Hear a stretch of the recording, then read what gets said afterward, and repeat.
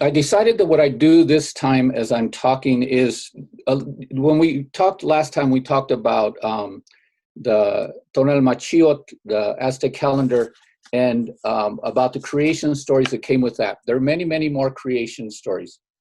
But I've sent you material so that you can read those creation stories. And as in a discussion I was having earlier with one of you, we were talking about how even as I've been researching these creation stories, that there are different stories that come out from different people. So when we think about the corpus of information that comes from pre-Columbian and then colonial, what we have are these documents. There are only about 20 of them, but there are these documents that focus on the different peoples, and there are three primary areas that they come from. The Aztec are one of them. The Mixtec are another, and then we have a couple of them, about three of them, that actually come from the Mayan. But the Mayan also had a written language, and they wrote a lot of their stuff on the stelae, on the stone. So as a consequence, people can read that and they can go back and get those. We have the Popol Vuh that comes out of the Mayan people, and that's their creation story. At least one of the creation stories is in there. And so when we think about the stuff that we look at, the books that we look at, what we're going to find is that most of the stuff actually comes from a few places. It comes from the Aztec, from Tenochtitlan. It comes from the area around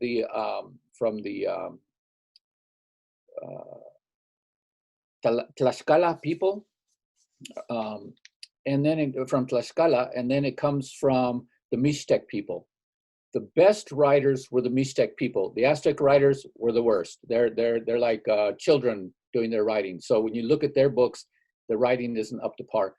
But one of them that I was looking at is a Mixtec. It's the Vindobonensis. And the Vindobonensis talks about all the things that happened from the time that Ometeo, we say Ometeo, but at the time that the creator creates and decides that they're going to come together, they're going to make offerings, and they're going to make things happen and bring together all these other deities that eventually result in the creation of humans. And that book has a really good one because it has a whole story within it. So I was able to pick that book up recently, and I've been studying it. And one of the nice things to do would be able to look at all these different codices, study them, and then compare some of these creation stories. But I just want to say that as part of it, that there are multiple places we look at these creation stories, and in all the places there are a lot of similarities, but at the same time there are also unique differences that are unique to each community. For example, the people in Tlaxcala worshipped Kamashli more than they did the other deities. The people, the Aztec, the Mexica people worshipped Huitzilopochtli, and then the Mixtec people were all about Quetzalcoatl. So different stories. It depends on the community. But anyhow, so here's where I want to begin. Outside of that, I want to take what I've learned and put together and gathered in all my stuff, so that you have something that you're not going to find in any of the books. The books are information you can pull from, but here's some stuff that I want to frame it for our community in such a way that we also take it to another level, and it's not necessarily going to be in the books anyplace. So that's what I thought I'd do today, and then open it up, and then we're going to go into the stuff that you did that on your homework in terms of your day signs. So let me start here. There's only one universe. We call it Omeyocan, the place of duality. It demands nothing but serpents and butterflies that you should offer, that you should sacrifice. Okay. Does everyone see my screen? Yes? Okay, good. And so what I want to do when we call this reference, this is a book. There's a book that's called Quetzalcoatl that's written in several languages. I have a Spanish version of it, I think. There's an English one and there's a French one. Kind of an expensive book. But the person that wrote that book, I'm pulling from him, and his name is López Portillo. López Portillo. I think it's Miguel or something like that. But anyhow, I'll go to the place that he pulled from. He's pulling from the Chimalpopoca. And here's where it is on page 29, the Chimalpopoca. It's talking about Huitzilopochtli. Now, this is Topiltzin Seacat Quetzalcoatl. This is the person that walked on the earth, but it's Quetzalcoatl. And so we're pulling from the teachings of Quetzalcoatl. According to the books, the information comes out of the Chimalpopoca. And what they're saying is,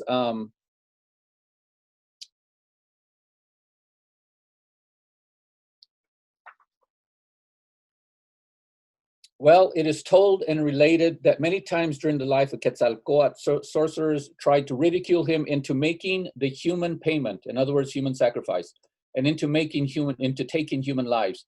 But he always refused. He did not consent because he greatly loved his subjects, who were Toltecs. Snakes, birds, and butterflies that he killed were what his sacrifices always were. So in this statement that I'm pulling actually from someplace else, this is where he's pulling from. He's pulling in the life of Quetzalcoatl. So the way I interpret this for us is that we say that what's required of us of this universe, the Omeyocan, and if I step back a little bit and we talk about Omeyocan, if you look at the books, they're going to put Omeyocan as the upper level of 13 levels of heaven. Now, let me take a step back. Depending on how you died determined what heaven you would go to. But here's an interesting thing. So there's a heaven for the babies, and they go to this tree that constantly feeds them this sweet honey milk, and they can be reborn, they can reincarnate.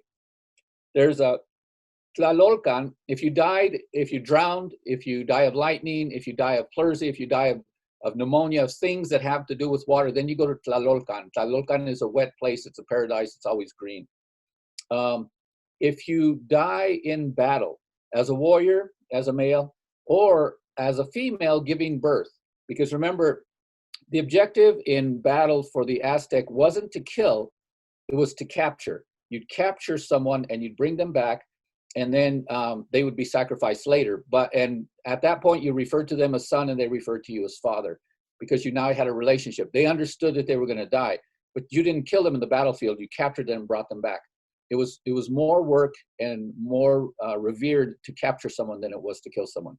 So a woman does the same thing. When she's giving birth, she captures a child. That's her captive, the birth that she gives. But sometimes women die in death. And because they die in death, or they die in birth while giving birth, then what happens is they're considered warriors. So these are the Yausiwat, the warrior women. And so it was believed that if you died in battle, then the men got to bring Huitzilopochtli, the sun, up to its zenith, and then the woman would take it there, and they take the sun and put it to bed and put it to sleep. So the warrior men that died in battle brought the sun up, and the warrior women took the sun and carried it back down into the west. So those were the places that people went when they went to heaven. However, when the Christians get here and they start exploring all this and asking questions, they start to impose Dante's levels of heaven. If you've ever heard about Dante's levels of hell. So now they're looking at the levels of hell, 9 levels of hell, and they create these 13 levels of heaven. So we don't know how much of that is influenced by Christianity or whatever, but there's a way in which at least the Aztec people looked up into the sky, and I don't know that it's heaven, but it's Ilhuicat. Ilhuicat is the sky. It's not necessarily heaven. But they look up into the sky and they give levels to the sky. There's a place where the clouds float. There's a place where Venus sits. There's a place where the moon is. There's a place where the sun is. There's a place where the stars are. There's a place where the Milky Way is, right? And the Milky Way, theoretically, at least in some teachings, the Milky Way is the womb out of which all creation comes and is born. And the Milky Way is the furthest place. So if you look at the long count of the Mayan people, the way they started the long count and the way they set it on the big calendar, what we call the Wayowali, is that they use the Milky Way. So let me put this in perspective. If you're sitting within a circle, which we are, we're in a sphere, we're in a galaxy, and you're trying to measure movement, you can measure it on anything that's outside of your sphere. But if you're sitting in a second sphere, which is our galaxy rather than just our solar system, we're in a solar system, we're in a galaxy. But if you want to measure the things within our galaxy, then you have to go out to a further space, and that further space is the Milky Way. Makes sense? Because the Milky Way is further out. So that's how they used to use, that's what they used to set their calendars. Now, let me back up a little bit and explain a lot more. When we look up at the North Star, it's Polaris at this point. But there are actually 5 stars up there that become the North Star over the course of almost 26,000 years. The reason is because when the Earth is moving around the sun, it wobbles. But its wobble One complete wobble of the Earth takes 26,000 years. And the way they were able to measure that was by looking out at the Milky Way and measuring it from there. Does that make sense? So that they were able to calculate that. Remember, at the same time that the Europeans came over, they thought the Earth was flat. They weren't sure they were going to make it all the way around the world. They're just traveling off to India, but they end up here, right? So they're thinking the world is flat, but the Mayan has already calculated the movement of the Earth's wobble using the Milky Way. So that's pretty sophisticated, right? So when we think of the heavens, that's how they're thinking. They're looking up at the night skies, they're studying it as astronomers, and they're measuring these levels. So that's the way they're thinking of heavens. That's one way to look at it. But when they went to describe it to the Christians, they had to break it down in terms of ways that the Christians would understand. So they tried to do it in such a way as, well, this is where these energies live, this is where these energies live, and they had names for all these different places. So when you read the books, what they're going to do is they're going to give you names and call them gods. Does that make sense? So Mexicayotl is the Milky Way. So Mexicayotl could theoretically be a god, but it's not really a god. We're talking about something which is this cloud snake that's up there, right? Mexicayotl means cloud snake, but they're really talking about the Milky Way. So they have names for these. But because it wasn't always understood by the Christians and it's hard to explain it to them, then they gave these levels heavens. They called them heavens rather than just levels of the sky. That said, when you look at the documents, what they're going to say is that the furthest heaven is Omeyocan, the place of duality. In truth, in the way that we understand this, the place of duality is every place around us. We are part of that duality. Every place is Omeyocan. Every place is a place of duality, right? They're not separate places. Now remember, the Christian perspective is the only way you get to heaven is you die. And what they do is they place heaven someplace up in the sky. They don't know where, but it's up there, and that's heaven. So that had to be Omeyocan, a place that we can only conceive of in our mind. Rather than thinking about it concretely, as our people thought of things concretely, and saying, okay, well, every place is Omeyocan, and within this place we have the major creators for this. Okay, so I wanted to say that about Omeyocan so we understand that. All good?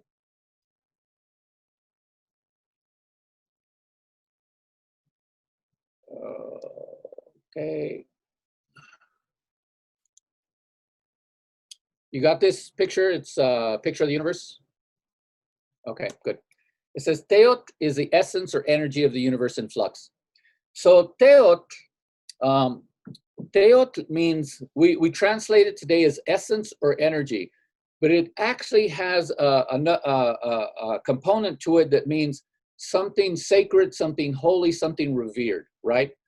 But it isn't to be misunderstood as something religious per se, because when we think about a leader that we have in our community, we may call them Teoctli. Teoctli. We're giving him a noun. We're making it a noun. We're making it a person, but it means someone that is sacred or revered, right? So Teot just means that, something holy, something sacred, something revered, but it's also the name we have for this energy, this creative energy, this magnificent energy that is a part of everything in the universe. But we remind everyone that the universe is alive. Everything in the universe is alive.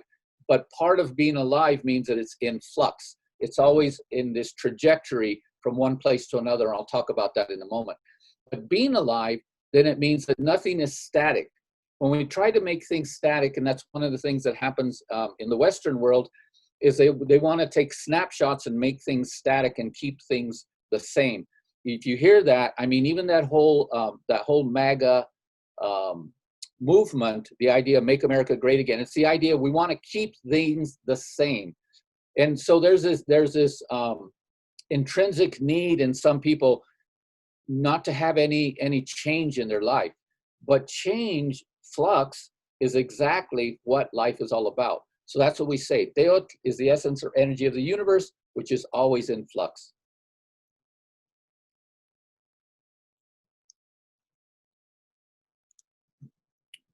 Can you see that screen with life and death? Good.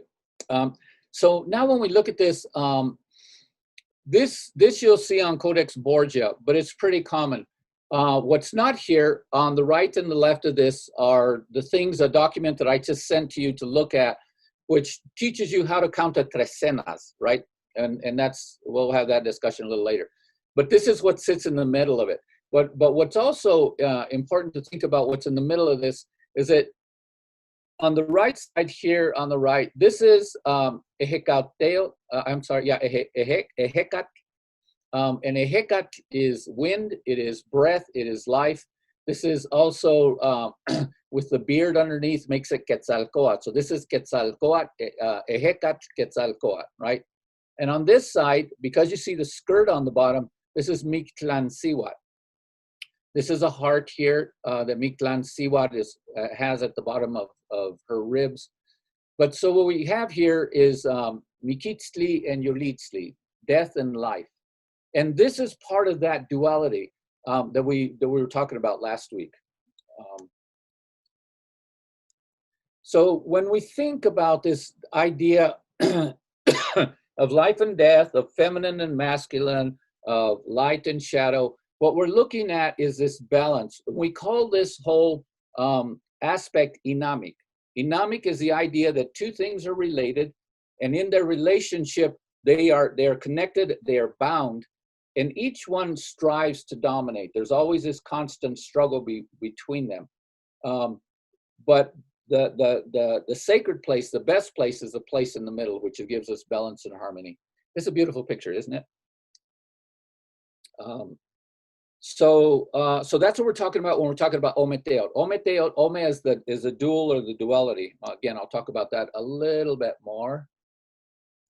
So we talked last week about Quetzalcoatl, which is here on the left, recognized by this snake that he often holds, also by this pectoral here.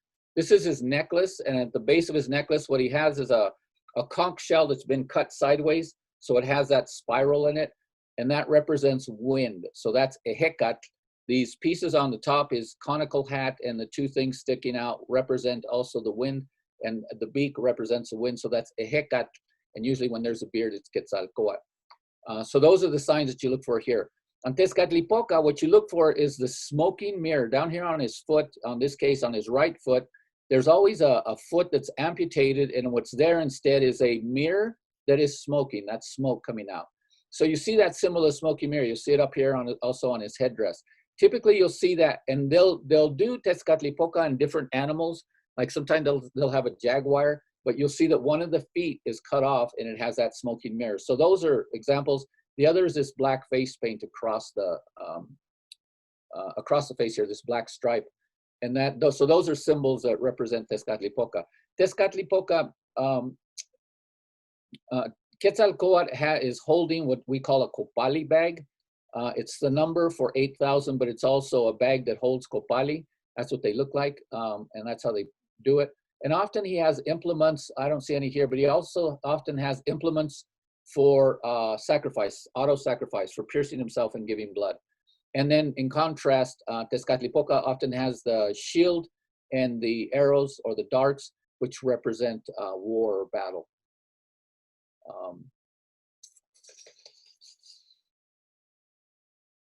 And as we talked about those last time, we talked about the struggle between the Danny, I have a question real quick. Yes, go ahead.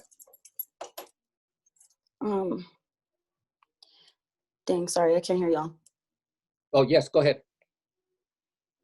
My question, wait, can you guys hear me?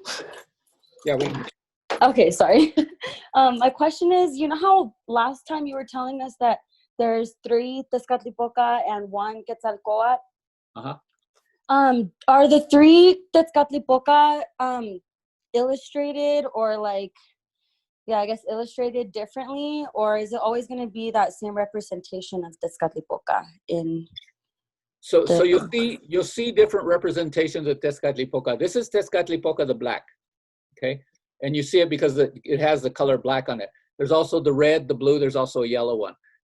But what you'll see are the symbols. The symbols will show up regardless of what color they are. The other thing is the other Tezcatlipocas will have other names. So Camashli is Tezcatlipoca the red. Tlaloc is Tezcatlipoca the blue. Okay, so they have other names. So sometimes they just show up and they're not Tezcatlipoca. But that's just to frame them in terms of assigning them to the quadrants, the 4 quadrants of the universe. In this case, what we're talking about are just the 2 ideas of this constant dynamic dynamic of struggle between the 2 things, between light and dark, between the masculine and the feminine, all these ways in which we think of duality. When we think of a magnetic pole, there's a positive and the negative. And so there's this duality, but there's also this interconnectedness that they're not separate from each other. But what we can learn, and what I have up here on the top, is what we can learn from the struggle of these 2 brothers who created the first worlds that came before this one, was the idea is that we can make mistakes along the way and we can improve. And I said that last week. That we Neil, can I ask you a quick question? Yes, go right ahead. I'm sorry to interrupt, but No, it's go right related to this. So my understanding is that Tezcatlipoca lost his foot in the creation of the 5th world. Tlaloc took a bite out of his foot. Did that become, A, is that accurate? And B, is that part of his ofrenda for the 5th world? Is that part of kind of the struggle that you're talking about between? So there are a couple of things that are consistent in the stories and all the creation stories. So if we look at the Mixtec creation stories, before they could do anything, in all of the stories, they're offering tobacco and something else, copal, tobacco and copal. But sometimes they also offer other stuff. They offer food, they offer plants, they offer different things. There's always this idea that in order to have something, to gain something, to create something, you have to give. There has to be death before there can be life. So before even the gods are created, the other gods have to give something. So yes, so if Tezcatlipoca is giving his foot, in this case, then that foot becomes the offering, and Tlalteotli is the earth. Tlalteotli is earth. So, and Tezcatlipoca, but Tezcatlipoca also represents the earth. When we see Tezcatlipoca, sometimes Tezcatlipoca is dressed up as Ocelot. He's sometimes represented as Tepeyolo. So in all these instances, Tezcatlipoca is the earth. So, does that make sense? Yeah, thank you. Okay.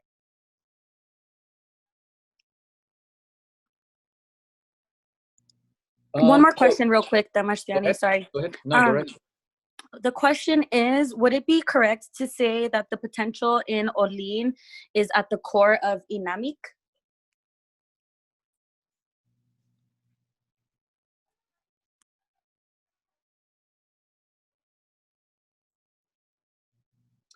Yes.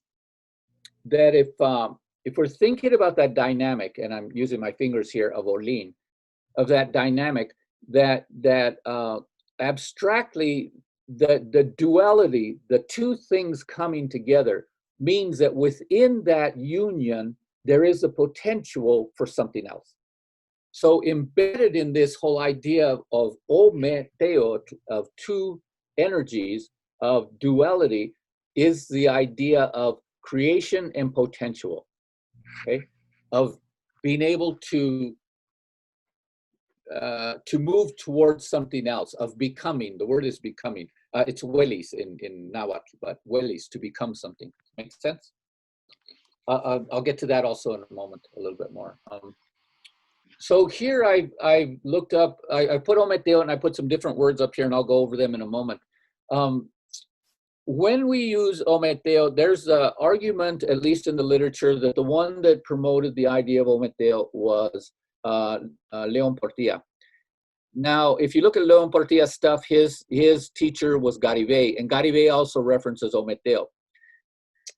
It's true that when Portilla uses it, sometimes he's making stuff up, because there's one point where he references Ometeo, but when you go look at the literature and you check it out, it actually says el Dios, something el Dios, but it's actually using the word Dios in Spanish and not Teot. So he's taken a liberty and said Ometeot when that's not actually what the literature says, right? That's not actually what's written down.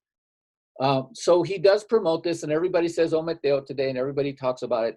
So I had to go looking, as I shared with some of you, I had to go looking for this. And I searched and searched and searched, and I finally found it in a document that came out in the 1500s. And there's only one reference, and it's in the Historias Tolteca Chichimeca. And there's just one phrase in there where people refer to the divine as Ometeo. That's the only reference I found before Garibay. But it is there. And you could also arrive at that by just looking at the way things are constructed. Ometeo is a shortcut way to speak of the duality that they constantly mention. So we have here two, Tonacasiwa, Tonacatelcli. When you think about Tonacasiwa, Tonacatelcli, it's often accompanied with Cipactli. Cipactli is the monster eater that it's the first day of the calendar. It's translated as our flesh, the woman of our flesh, or our meat, the man of or the Lord of our meat. But it's also understood as Lord and Lady of our sustenance. In other words, the ones that provide us meat, provide us food.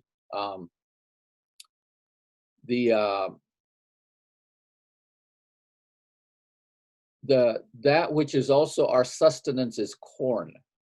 That which people of Mesoamerica really relied on was corn. So what they're referencing here is also corn. Does that make sense?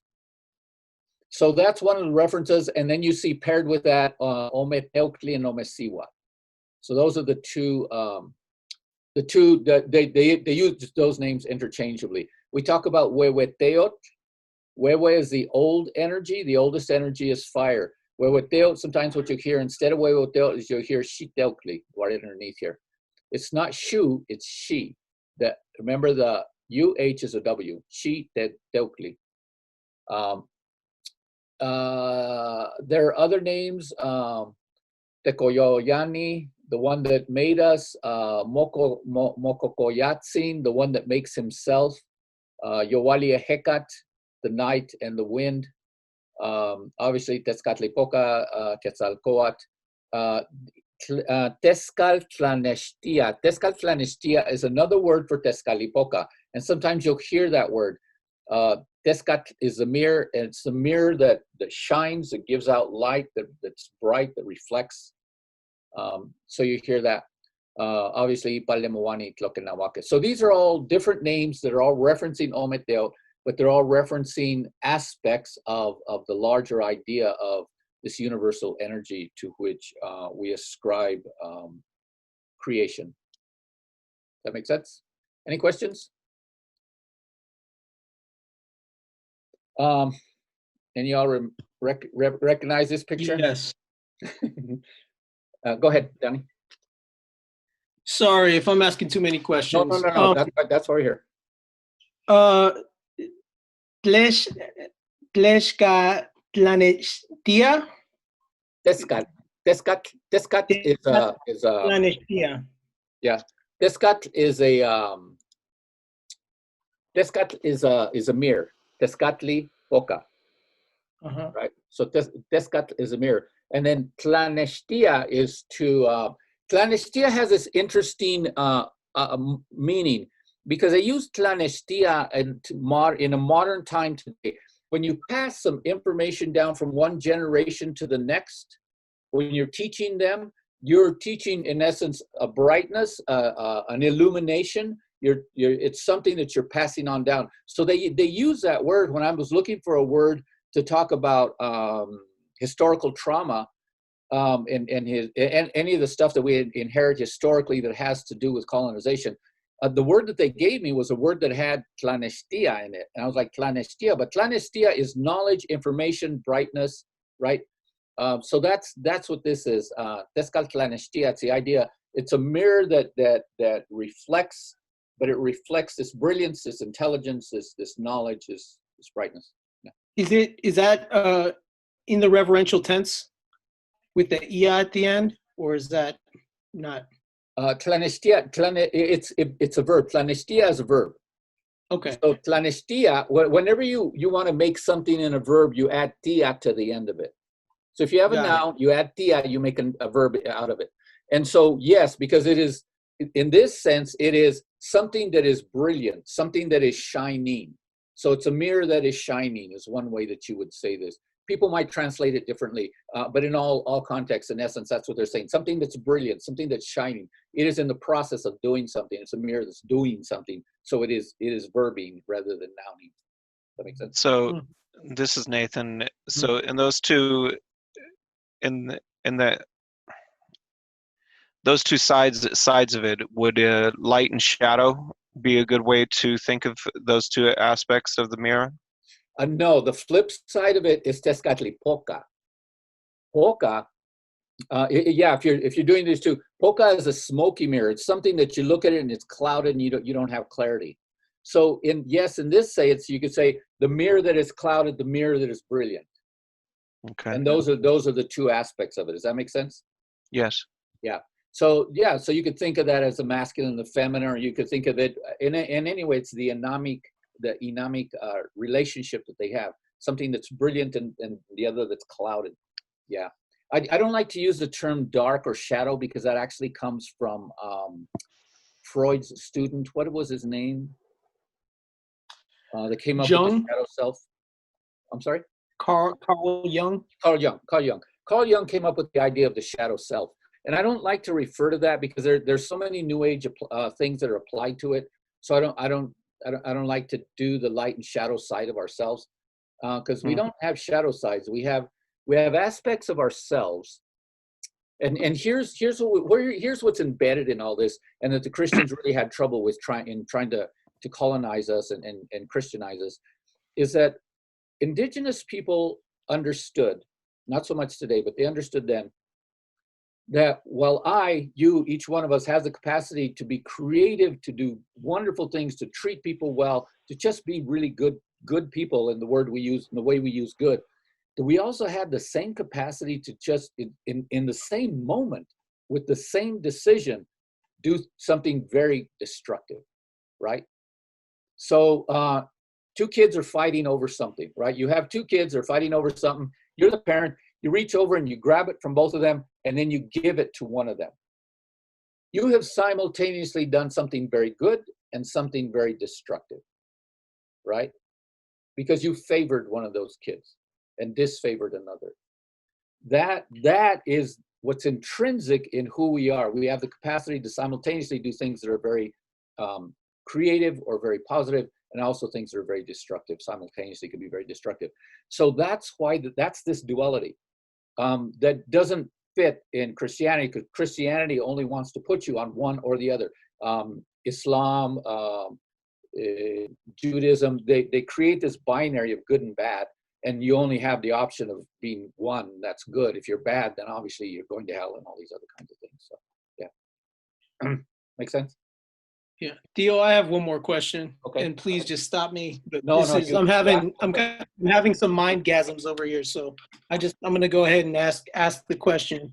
Okay. You mentioned Moyokoyatzin is an energy that which creates itself. Yes, he who created himself.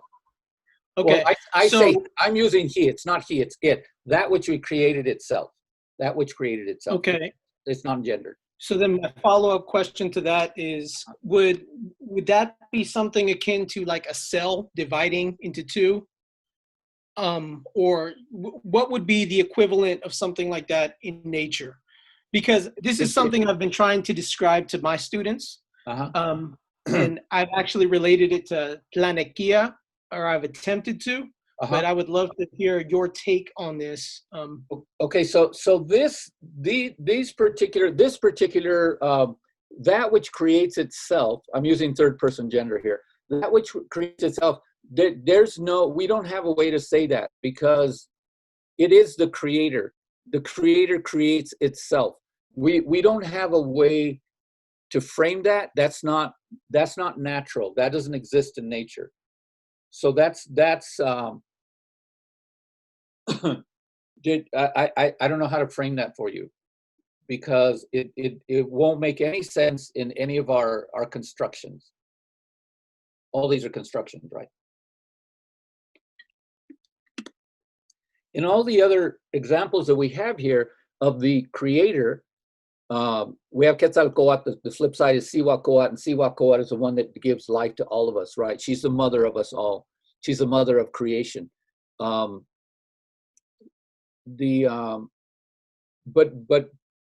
even if she creates something else, she already exists. But this idea of Moyokoyatzin, it doesn't exist. It just suddenly exists. It goes from non-existence to existence. So that's there is no way to explain that makes any sense. No, and that's probably the only term on there you'll see that doesn't have any way to explain it. Yeah. So are we good?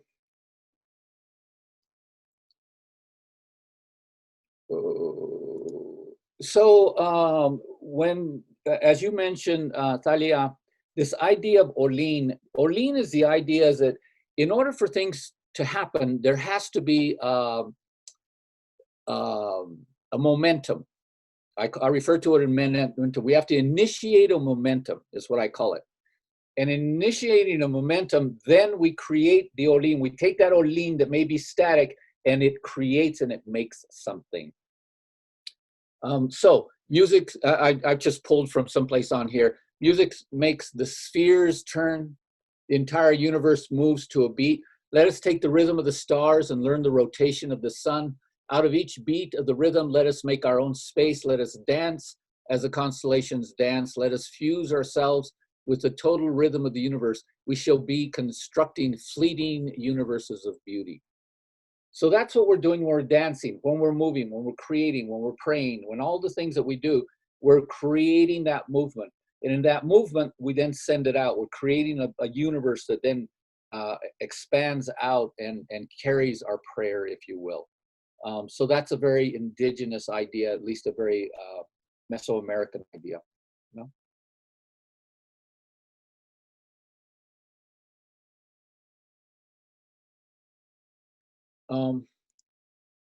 I'm going to jump to something else here. Can you see that cell of life? Okay, good. And that's Danny, real quick. Where that quote that you just shared with us, where did that come from? I'll have to research it. Okay. Off the top of my head, I don't remember, but I'll pull it. There's actually it's fleeting right now. There's actually another way in which I said there's a poem that I use in my book when I'm writing about Mexicayotl that says that, but it says it in a different way. And it's written in Nahuatl, and I've retranslated it. But it's this idea is that when the sound of the horn, we are responsible for the sound of the horn, for the drums, and we have to take care of them because these things create for us. They remind of us our ancestors, but they also create the future. I'll bring that poem to you. I'll send that poem out to you. So here now I want to talk about life, and at least life, there's some basic things about life when we're constructing it from the perspective of Mexicayotl. And one is that life exists within, in this case, within a sphere, but there are some things that are consistent in when we look at life. So if we think about our Earth is a sphere, and outside of the sphere is an atmosphere, right? But that lives also within a larger thing that we call our, what do we call it? Our solar system. But even our solar system lives within a sphere. I don't know if you know that or not. There's actually a place that has a skin. So what we're seeing is consistency from the smallest cell to the largest universe.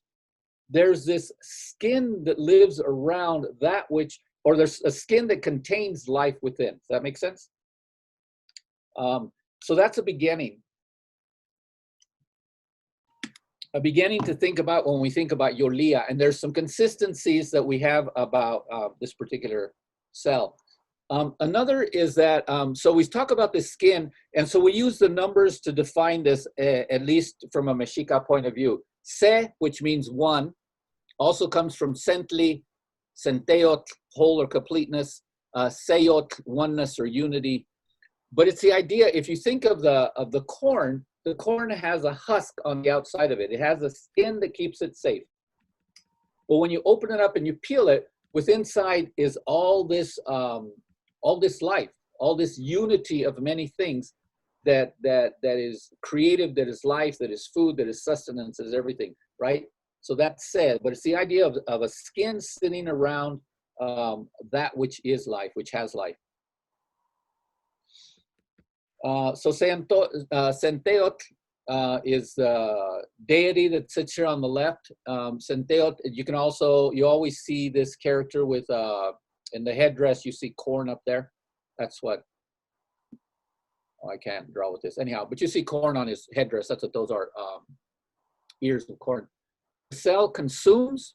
Here's the thing about a cell. It consumes, it produces waste, it reproduces, and it dies. These are consistent things about cells, about life, about things that have life. They consume whatever they consume, they produce waste, they reproduce, and they die. No? So then the second word is omet. Omet is two. Ome is two. Omik is bone. And so when we think of bone, bone is the structure of our body. Our bodies without bones would just be these masses like a jellyfish, right? Without the structure that we need. So we think of ometeot, ome, of the bone of energy, right? Of this universal energy that is the universe. That which gives it structure is duality, an integrated duality. No? Yay, three. Yay, or A, some people say A, which is yetzli. Yetzli is blood. Blood is water. In order for there to be life, as we know it, it requires water. So those are one of the aspects of it, no? Nawi is for nakat, comes from nakat, which is meat or flesh. Anything between the skin and the bone is nakat, right? So it could be your organs, it could be your muscle, it could be all of those are nakat. But it's that which constantly renews. It's a double duality. When we think of the number 4, it's a confluence of things coming together, concretization and formation, right? All of that comes with the idea of 4, Nawi. We get to the number 5, Makwili.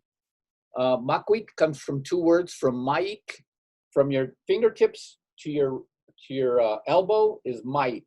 People say hand, but maik is actually all of this. From your hand to your elbow is maik. If it's mine, we say no ma, my hand. Mo ma, your hand. Yeah. Do you have questions? No? Okay. And then kilia is to grasp something. So what happens with the idea when we get to makili, we have the 4 basic elements. We have the skin, we have the bone, we have the meat, and we have, what did I miss? Skin, bone, meat, the blood. So we put all those 4 together, then now we come to an idea. So when we come to 5, now we're moving to the abstract, which is realization and transformation. Now I can use my hands, grab something and feed myself, right? So when I can grab something and feed myself, then I can also do the same mentally. I can grasp ideas and feed myself with them and then abstract. So I move from the concrete to the abstract. So it's realization and transformation, it's evolution. It's also a quarter of the full count. Go ahead. This is the same thing as the movement from Nawi Ocelot to Nawi Olin. Mm-hmm, mm-hmm. It reflects that. Yes, we're moving from the concrete now into the abstract. Mm-hmm. I think I sent you all the video that showed you how this particular calendar on the left works, which is how to count the trecenas, but it's also used how to count the 52-year cycles. No, all of that's embedded in this one calendar. It's on the left. All the days are in there, all the trecenas, all the things, right? They're so genius. So now I get back into more theory. Yolia, the sacred animated existence of regeneration. So when we're talking about life, that there's a cycle that it goes through, a trajectory of the cycle of life of any given thing. And we start up on the upper right, which is Yolitia, which is to give something life. So when something is born, it's given life, and it's come from the union of 2 other things. Typically, it's come from the union of 2 other things, and it gives it life. Yolitia, that is the beginning. So it's regeneration. And then it goes into Olin. Olin is the bonding, right? Olin is the bonding of the of the coming together of two things that go into the Inamia. Inamia is that duality, that marriage. From Olin, we go into the marriage, the union of those two. So we use some of the words that come from, actually, I've used the words here that come from the Concheros, which is unión, conformidad, and conquista. Unión is the idea of coming together. Conformidad is submitting to the group think, if you will. That which the group wants and that which is best for the group, we submit to that. It's not conformidad to a leader, like people are doing with this idiot in office. Conformidad is about working together communally. So conformidad is union of the community. And then conquista. Is consensus a better English word?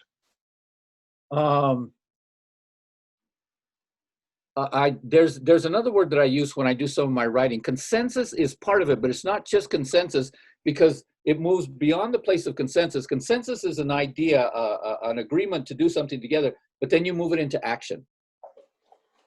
So it takes it the next level to praxis, from consensus to praxis.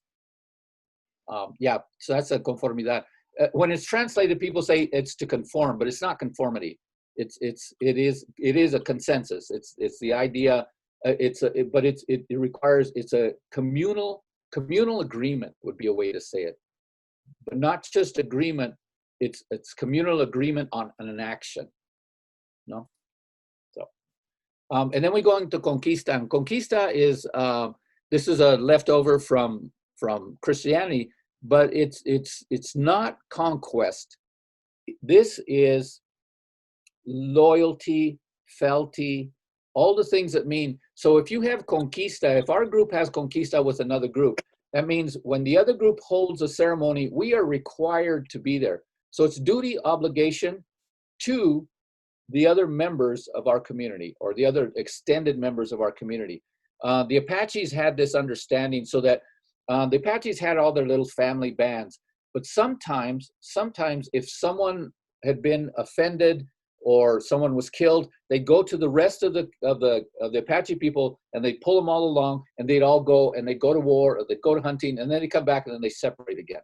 That's conformidad, or that's a conquista. It's this idea that we are bound to you and obligated to support you, right? So that's the conquista bit. It has nothing to do with conquest.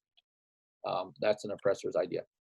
So when we do this, and when we're doing it in Nahuatl, we move from inamia, which is this idea of connectedness of the dynamic of oppositions, to malinali. And malinali represents when you braid hair, or you braid grass, or you braid something together, what you're doing is bringing order to it. So we move from a place from life to to movement, to an action, to this balance, and then to order. And when we move to the order, then we can move into Senkawilia. And Senkawilia is that balance, that harmony that exists, that we look for.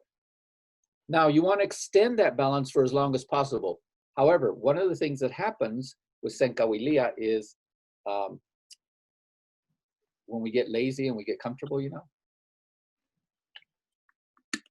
and we move to something that we call Moyeilia. Moyeilia is to get big. When something is really works and it's harmonious, it's also attractive. So when something is working in its balance, it's attractive. It has this gravity to it, and other things start to attach to it. As they begin to attach to it, it creates mass.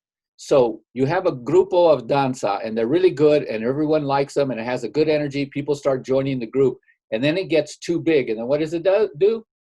Fractures and comes apart, right? So when we move to mass, which is strength, for a while, it then becomes supermass, and then it either implodes or it does what in Nahuatl what we call popoyot, which is decay. It decays. So, and the faster something grows, the quicker it decays. So we may be healthy when we're somewhere between 25 and 35. If we keep eating and eating too much, our body gets bigger and we decay. We begin to decay faster. We get sicker sooner. Does that make sense? So that's the idea behind this. And then following decay is Mexicayotl, which is death, and then regeneration, because from our death then comes new life. Okay? Questions, comments, ideas?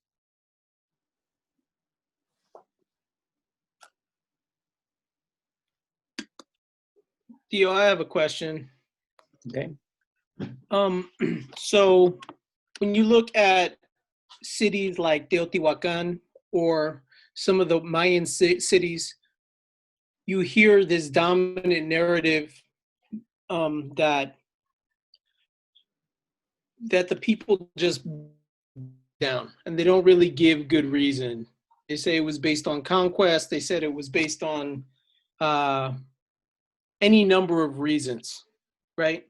Mm-hmm. One of the things that I have been attempting to advance is that according to Mesoamerican epistemologies, when something becomes unsustainable, such as a city, and this is related to the concept of Moyawilia, which you just brought up, when something becomes unsustainable, then it needs to break up into smaller villages. Mm-hmm. And if you have an epistemology that requires sustainability and adherence to natural law, then it would make perfect sense to me that a place like Teotihuacan, when it becomes unsustainable based on mass, that the leaders there would burn it down.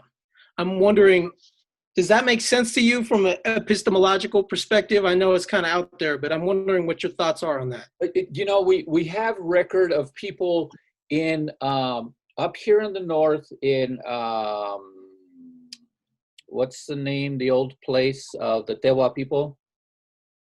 Chaco Canyon. Canyon, Chaco Canyon. Chaco. So we have evidence of people in Chaco Canyon of burning their place down when they were done with it, when it had grown too big, when it wasn't working for them. We have evidence at La Quemada, which actually its name was I'm forgetting the word, Teolia, something like that. But they call it La Quemada, which is in Zacatecas. When it grew too big and they couldn't sustain it anymore, they burned it down and walked away. So there's evidence for that to sustain your idea that when things get too big and it's no longer sustainable. Now, when we talk about sustainability is not just about the idea of feeding people and maintaining the same standard of life. Sometimes sustainability is how we relate to one another. And if what happens is it starts getting too hierarchical or it starts getting too violent, then yeah, it's not sustainable and people need to separate. We see that with our grupos. Sometimes when grupos get too big of danza or anything else, when they get too big, they separate. We've seen it in camp. When we had 75 people in camp one year, it fractured and became two particular groups. When I held a camp of two-spirit people and there were 50 people in camp, it fractured and broke into two separate groups. So yes, that is inevitable. That is what happens. So that's a natural part of the process of growth and of existence that isn't always taken into account when we look at from a Western model. Even in Western society, you see it in corporations. Mm-hmm. Yeah, it's just what happens with people. It just happens with groups. So. What about in nature? Because I'm thinking, like, you know how like forest fires are like natural a lot of times, not always, but like a natural happening of things. Like, is that a reflection of this too, or am I just making that up? I'd have to think about that. That's a interesting observation. That if the vegetation's too dense, I would think so. Yes. Or just like any type of natural disaster, like maybe like forest fires. I don't want to call that like a disaster, but like what about like hurricanes and like earthquakes and things of that nature that happen naturally in Pachamama? Well, but it's a buildup, right? It's always a buildup. It's a buildup of the winds. It's a buildup of heat and too much heat and too much cold simultaneously, which creates these vortexes. So yeah, it's Moyeilia. Mm-hmm. So yes, I Moyeilia. can't help but notice that it looks like so I'm a middle school science teacher, and I just keep on geeking out on how much all the interrelationship is between the things that I get to expose little minds to. And I don't know if it's because you know, the Milky Way in the picture, really looking at all the different stages and the way you explain it. I mean, later, if you want to enjoy geeking out on it with me, but if you research the life cycle of a star, I mean, it really is just exactly right there laid out. You know, it starts with a nebula, then it builds up enough gravity and enough energy, and it goes through those phases, and it does its really big super swell, and then sometimes it implodes, or sometimes it becomes a, you know, white dwarf and it just shrinks. But all of that reminds me of the life cycle of a star, and I appreciate it. Yeah, it's well. That's what's interesting about this whole philosophy is that you see it from the smallest thing to the largest. That there's a consistency in this sort of theory, if you will, or philosophy of life of the Nahua people. No. So there are two aspects to this, and now we get into your idea of Tlanikia. Now Tlanikia is it's actually Itlanikia. And Itlanikia is the idea that I'm proposing. So when we've talked about all of these things, we've talked about wind, we've talked about fire, we've talked about water, and we've talked about earth, right?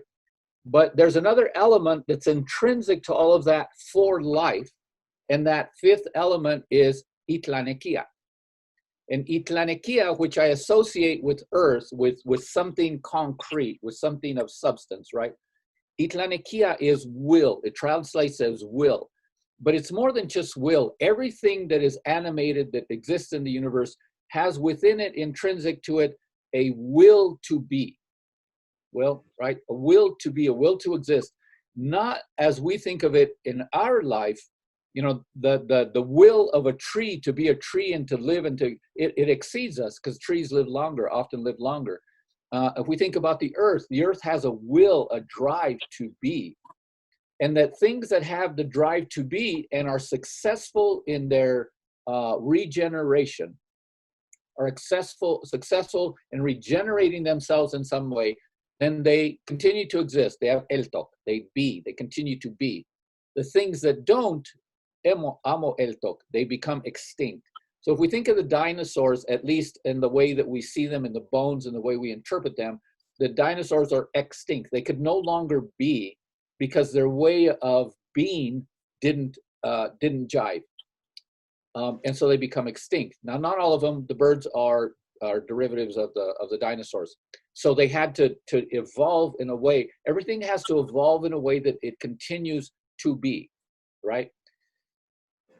And so this is at the basis of all that we're doing. There are things that there's be and there's not be. There's existence and extinction. That's not life and death. That's different than life and death. Because life and death reside within existence. There's a cycle of life and death within existence. But when things don't even exist anymore, then that's amoeltok, that's non-existence. That's it no longer bees, right?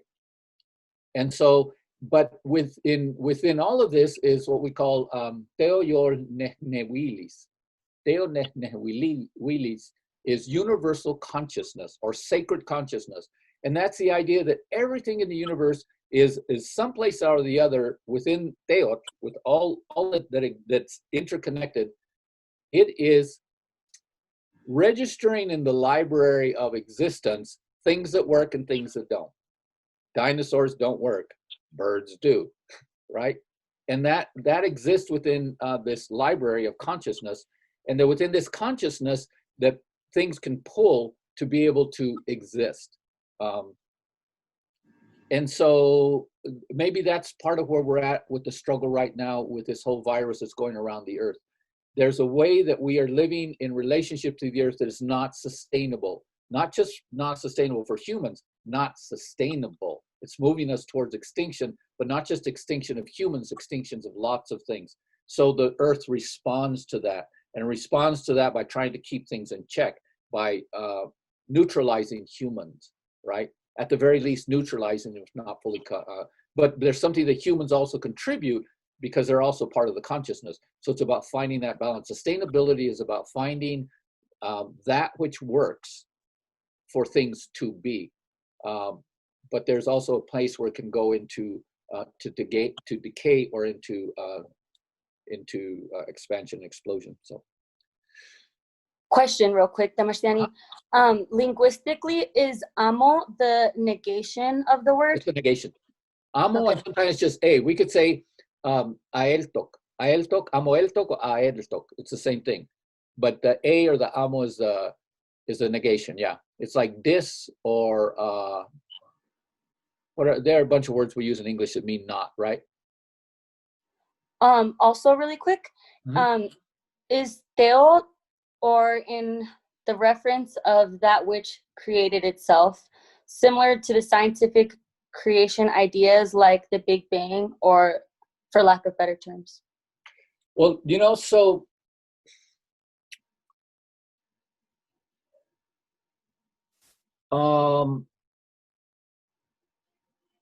my personal thought is that the Big Bang Theory isn't comprehensive enough, right? That there's probably a whole lot there that's missing to fully grasp. When Lakota people say Wakan Tanka, they're not saying God, they're not saying Great Spirit. Wakan is that which is Teot, which is sacred, and Tanka is something great, big, massive, huge. We could say Teot would be the same thing as Wakan Tanka. Or Teowetok, something that is hugely grand and massive, but it's also sacred. But the idea of Wakan Tanka, the idea here is that whatever it is that makes up the universe is beyond our comprehension. And because it's beyond our comprehension, we just call it great and wonderful and Wakan. It's just holy. It's just sacred. And so Indian people just leave it at that. They don't have to dissect everything in order to understand it. Some things are beyond our understanding. That's okay. It's still wonderful and it's still Teot. Tio, I do need to correct you on something. Okay. English doesn't have a bunch of words to mean for the negative. It has words that it ripped off from other languages. Ah, okay. It's a joke. They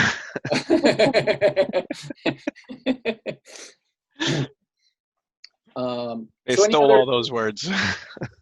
Any other comments here? How are we on Just time? curious if you can repeat what you, I liked how you framed the idea of sustainability. Can you? Okay, so the idea of sustainability is, it's not about, the problem with sustainability, embedded in the idea of sustainability, it's really about sustaining humans. But in a larger picture, in this idea and this philosophy that it's much bigger, it's not about humans being sustained, it's about everything being sustained.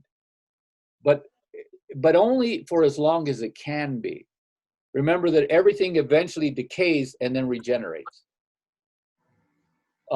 Humans are a part of, that humans contribute to the consciousness, the universal consciousness that's out there.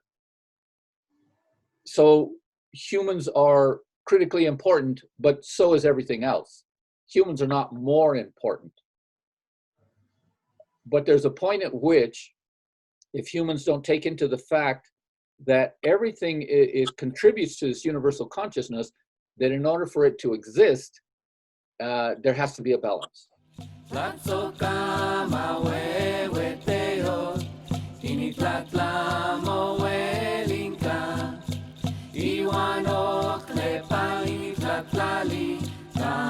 Slave.